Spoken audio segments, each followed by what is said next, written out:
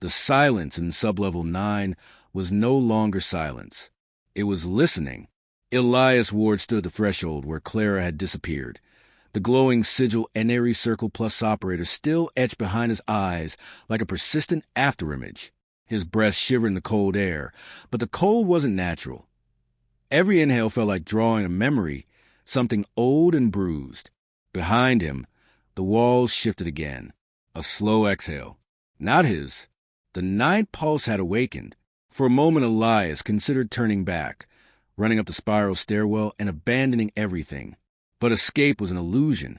Clara's last words repeated like a heartbeat. Once it enters your awareness, it never leaves. So Elias stepped forward. The floor beneath him softened with every footfall, as if the ground remembered where he walked. Stone became sponge-like, warm, almost vascular. The air tasted metallic and old, as though he'd stepped into the lungs of something dreaming. His flashlight flickered. He shook it, but the darkness swallowed its beam too easily. Not darkness, consciousness. He whispered to himself, "Document everything." His recorder hummed but refused to turn on. A thin line of static crawled along his display like something alive beneath the screen. Ahead, an archway curved downward, leading into a deeper chamber no blueprint had ever recorded. The ninth door had reshaped itself. He descended. Each step sunk an inch deeper than the last. The chamber opened like a cavern shaped by breath. The walls pulsed dimly, veins glowing faint red like capillaries under skin. At the very center stood a tall figure. Facing away from him, Elias froze. He recognized the silhouette. A man, tall, slightly stooped, wearing a dark coat with a familiar tilt of the head. "Nathaniel, Harrow," Elias whispered. The figure turned.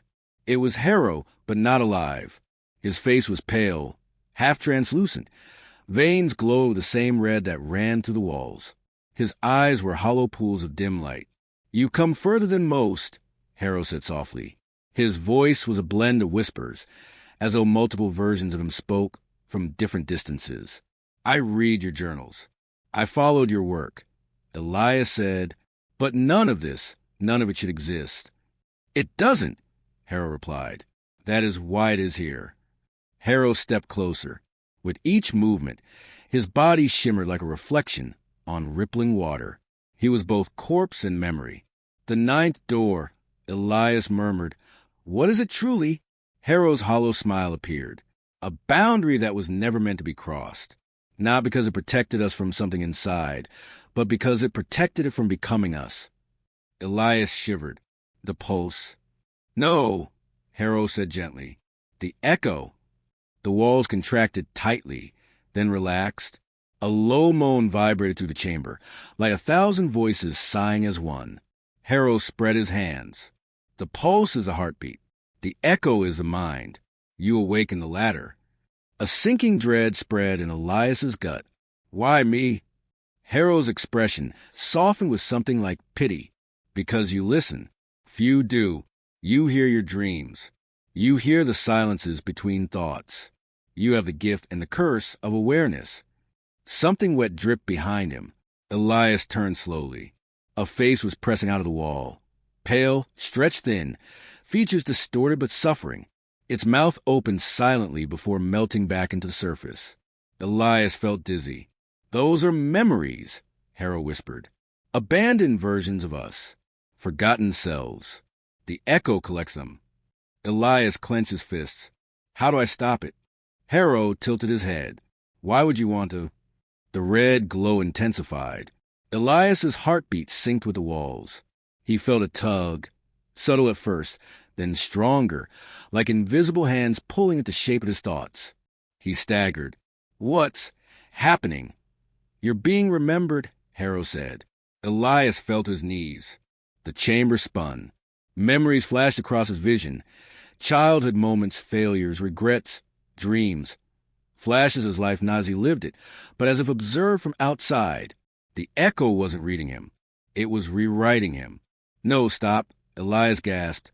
Harrow knelt beside him, his touch soft as warm mist. "It doesn't want harm. It wants understanding. To live is to remember. Memory is nourishment. Elias's vision blurred.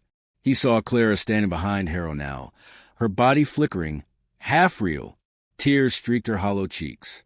"You can't fight it," she whispered. "The ninth door isn't an entrance. It's an agreement." Elias gritted his teeth. "Then what happens to me?"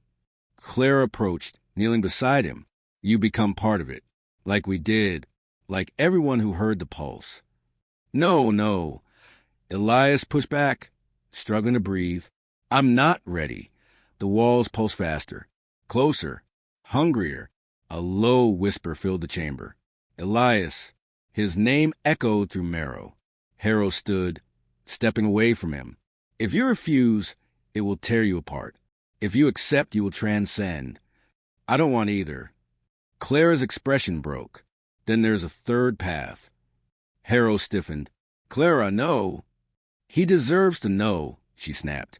She turned to Elias. "You can shut the door." Elias blinked. "How?" "The echo exists because we remember it.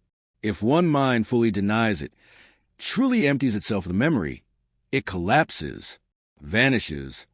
Elias frowned weakly. "Erase a memory?" Clara nodded. "You must forget it ever existed." Harrow stepped forward sharply. "He'll destroy everything we become." Clara met his gaze. Better oblivion than eternal suffering. The walls trembled violently, responding to their conflict. Harrow raised his hand. "I won't let him." Clara seized Elias's shoulders. "You must choose now." The chamber shook. Faces pressed through the walls, screaming silently. The sigil Eneri Circle Plus operator burned bright in the floor beneath him. Elias felt the echo pushing into his skull. His memories flickered like dying light. He had seconds to decide. Become part of the echo, die resisting it, or erase it from existence, but lose a part of himself forever. His breath steadied. He knew the answer. He reached toward the glowing symbol. The echo screamed. Clara closed her eyes. Harrow lunged forward, and everything went white. Elias awoke on the cold floor of Sublevel 9. Silent, still, the sigil Eneri Circle Plus operator was gone. No veins in the walls. No breathing stone. No Clara. No Harrow. Nothing. Just an empty, decayed basement in an abandoned asylum. He sat up, head throbbing.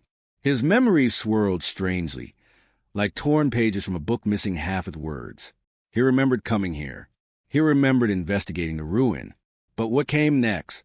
He couldn't recall. A hole sat in his mind. Cold, clean, purposeful. He checked his recorder. Empty. He rose slowly and walked toward the staircase, boots echoing on plain cement. Everything was normal. Too normal. Outside, sunlight burned his eyes.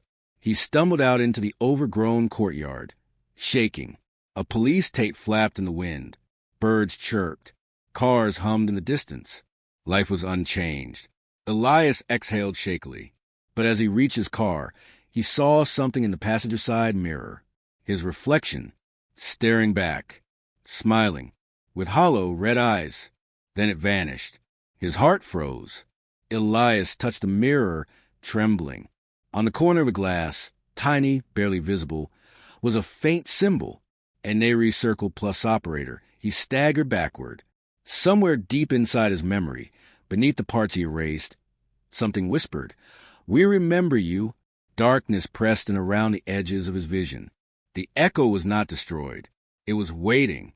And Elias realized with creeping dread. He hadn't closed the ninth door. He had opened it wider. To be continued.